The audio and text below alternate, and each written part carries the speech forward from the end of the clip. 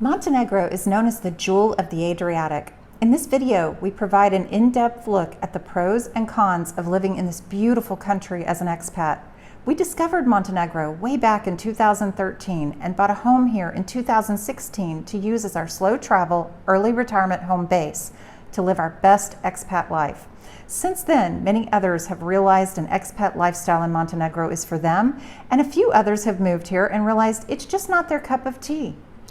So join us today as we discuss the stunning natural beauty, diverse landscapes, outdoor activities, a vibrant expat community, and the reasonable cost of living that make Montenegro an attractive destination.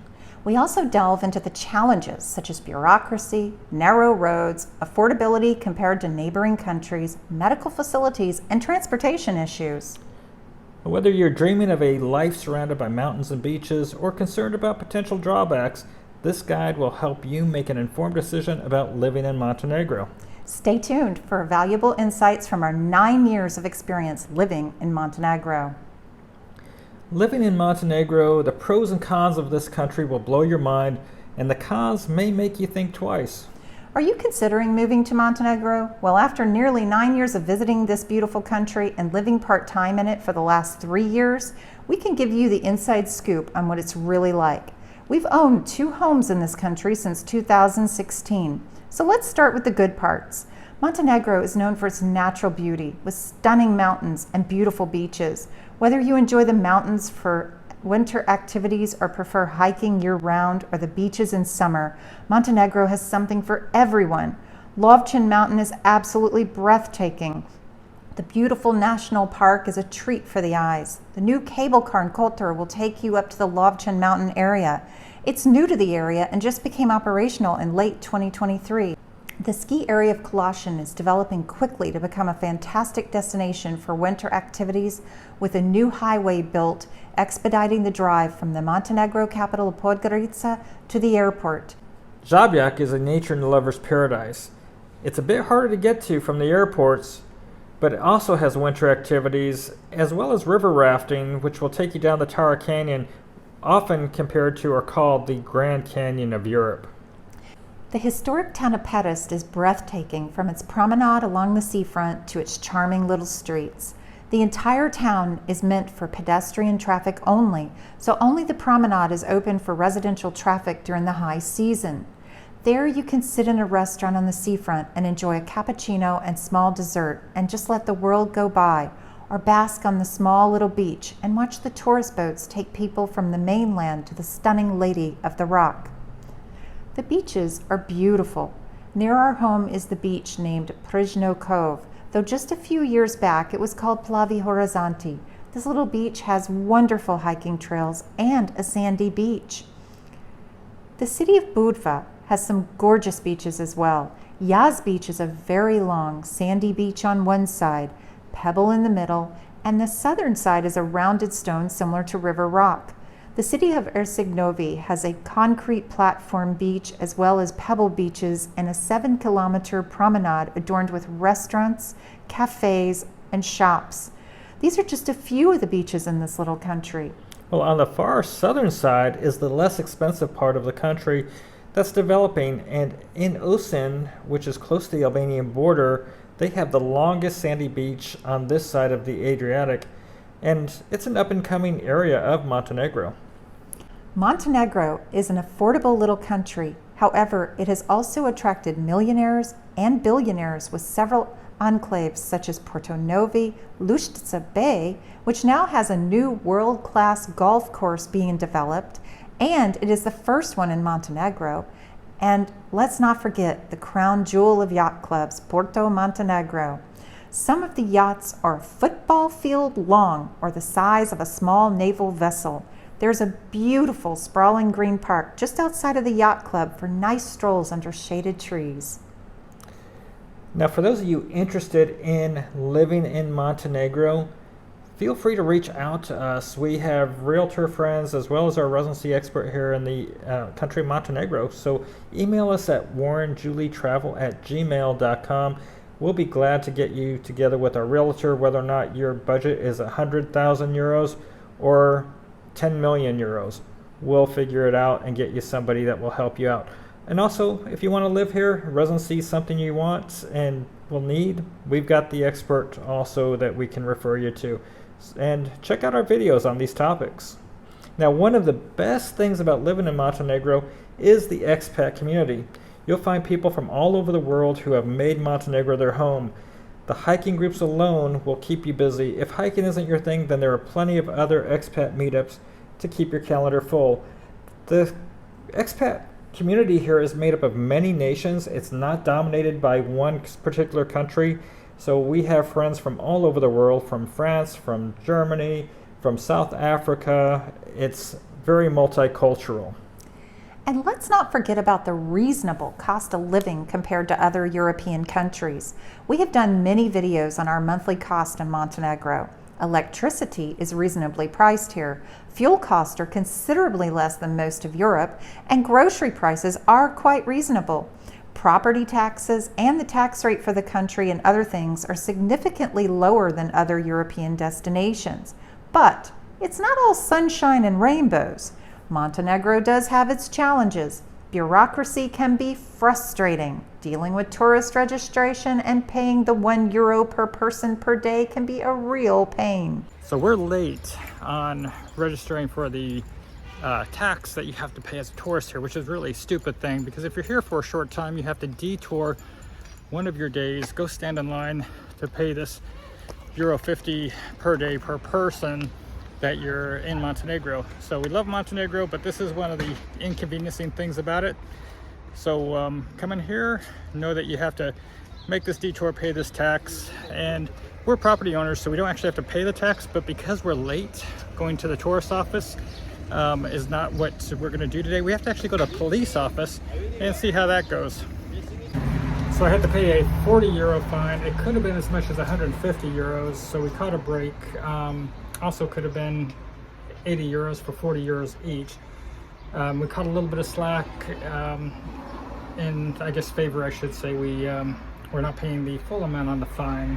Unfortunately, it's not conducive to making happy tourists to have to go out and find this tourist location to pay this 90 euro per day.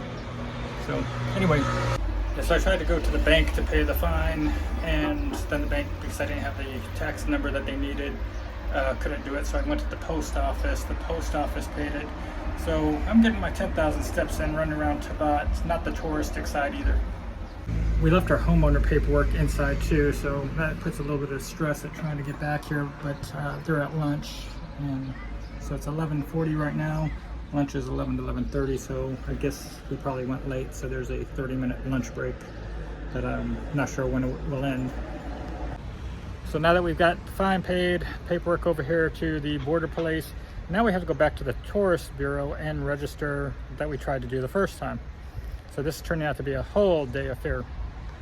So the €1 per person, we call it a tourist tax, they call it a residence tax, but it's a fee that you have to pay when you come to Montenegro as a tourist. If you're staying at a hotel, typically that hotel might pick that up for you and take care of that, so you may not see it. But if you're coming here and staying in a home, you're going to need to go pay your tourist tax. As a property owner, we are not subject to paying the property tax, but you're supposed to go do this within 24 hours and register that you're in the country. So we arrived in this country on a Sunday, and we had things going on with our home on Monday and Tuesday, and we were a couple days late getting over to the tourist office. There was really awful traffic as well to get into Tavat to get to this tourist office. So we ended up showing up at the tourist office, and since we had nothing due, we didn't think it would be a major issue. We presented our passports, our documents on our home ownership, and the lady at the tourist office said she needed to send us to the police station because we were past 24 hours. Moral of this story is that this is a really bureaucratic nightmare situation, especially for a tourist. If they come here for a few days, this can literally eat up a whole day of their vacation. It's a system that, Montenegro, I wish they would just go to saying, pay for your tourist visa upon arrival and capture it at that time rather than make people go in and do this. It's it's something that you'll have to do within 24 hours. And if you don't and you are caught leaving the country without it, there is a potential €200 fine. We have never actually been asked to show this paper when we leave the country, so we don't believe most people will ever see a fine on this. And us just going in and bringing ourselves to the office, I guess we just kind of turned ourselves in and had ourselves pay a fine for a tax that we would not even be subject to pay. So this is a bureaucracy thing. We don't even owe the tax, but we had to pay the fine because we didn't bring ourselves in fast enough. So if you buy a home, it may take a year or longer in some parts of this country to get your deed due to administrative backlogs. Traditional mail service really isn't a thing here. You can pick up mail at the post office by having it sent to them for international mail, or you can use DHL. Montenegro roads are jam-packed in the summer, and navigating the narrow roads can be a nightmare, especially in the busy tourist season. Parking is at a premium, especially in the summer, and areas around Tavat and Herceg-Novi sometimes have paid parking that lets you pay by SMS, but if you don't have the right carrier for your smartphone, you won't have the ability to pay to park and use the space. So hopefully at some point, the cities here in Montenegro will partner with a parking app, but that's not the case yet. So hint to anybody in these cities in Montenegro, for the sake of the tourists that have vehicles, please try to get something lined up with a parking app so we can pay this by a credit card and actually use these parking spaces. We generally use the pay lots due to this frustration, or park away out on the outskirts and walk. Some of the roads appear to be for one-way traffic, but are actually for two-way traffic. The Sina Mountain Road from Kotor to Sutinje can be a beautiful scenic drive, and it feels like you're on a single lane road. However, it's actually a two-way road, and often with buses carrying tourists, which can make the drive feel like it's a white knuckle experience. It's worth taking, but in the summer months, it can be daunting. They are working to improve the roads in this little country, but it is a slow process. It's not unreasonable to think of a 45-minute delay in your travel due to choke points in the two-lane traffic road structure here, so plan ahead to get to the airports on time. These road conditions are all things the country's aware of, and they are working to improve on year by year and step by step. Unfortunately, some of this construction adds to temporary traffic congestion as well. Montenegro lacks many of the products you can find in neighboring European nations due to its smaller market size and taxes on imported goods. There is not a Lidl here. There are no Auchans or large markets other than HDL and Voli, which are still considerably smaller than Auchan. Furniture options are significantly limited. Electronics are more expensive in Montenegro. There are less varieties of fruits and vegetables compared to Croatia. In the winter, it may become more difficult to procure a cauliflower or broccoli. Frozen items are always available, but the options for some fresh things are impacted by the time of year. The wide variety of vitamins and supplements you can easily find in the United States and countries like Germany and France are not available here. While Montenegro is more affordable than some neighboring countries like Italy, it's still not as cheap as maybe you might expect.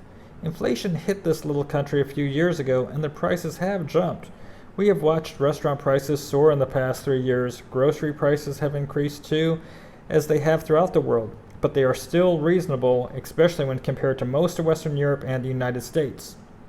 Public transportation can be an issue with limited options for getting around. There are buses that can get you around the country. Finding the schedule, if there is one, at the stops is another story. The main cities have point-to-point buses that typically run on a schedule, and there is not a large train system that takes you through the entire country like you have in Italy. There is a train that will take you from the coast of Bar through the capital and all the way into Belgrade, the capital of Serbia.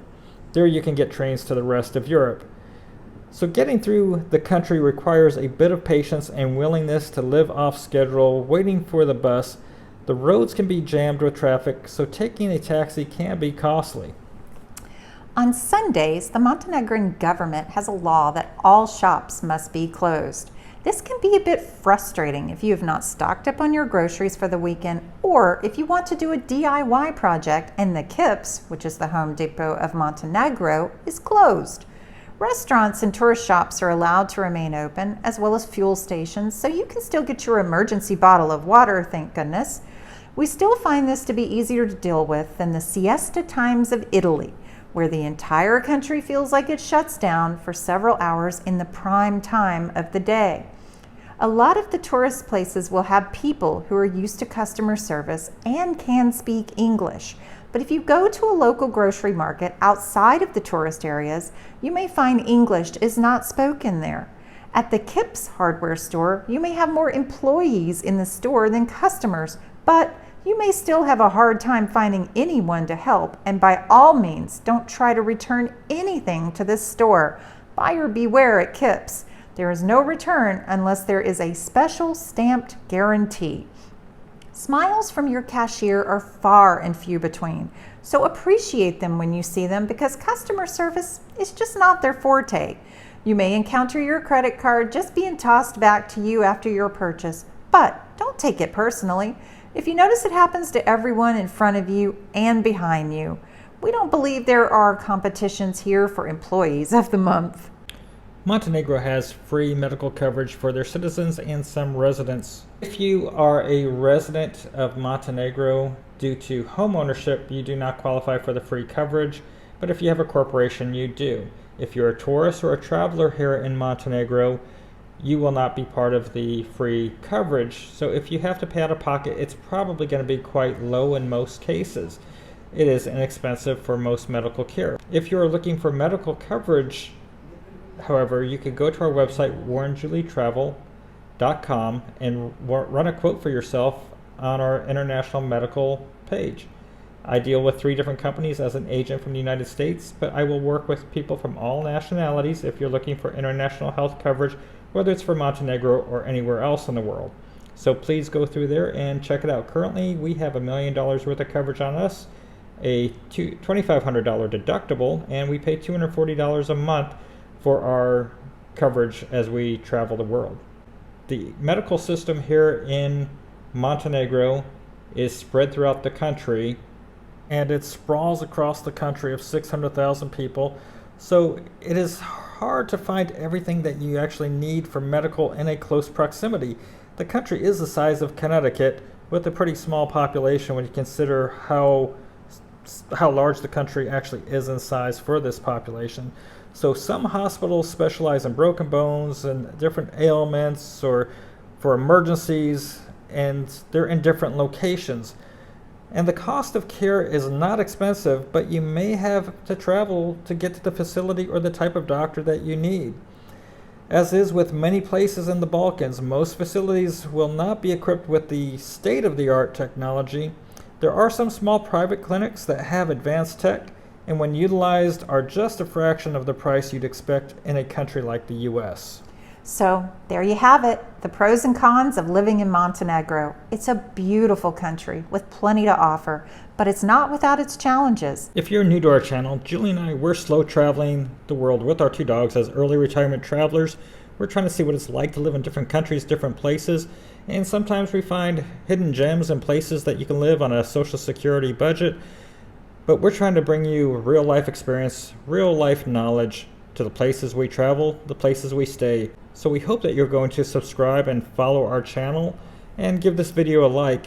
Also, don't forget to join our Facebook group.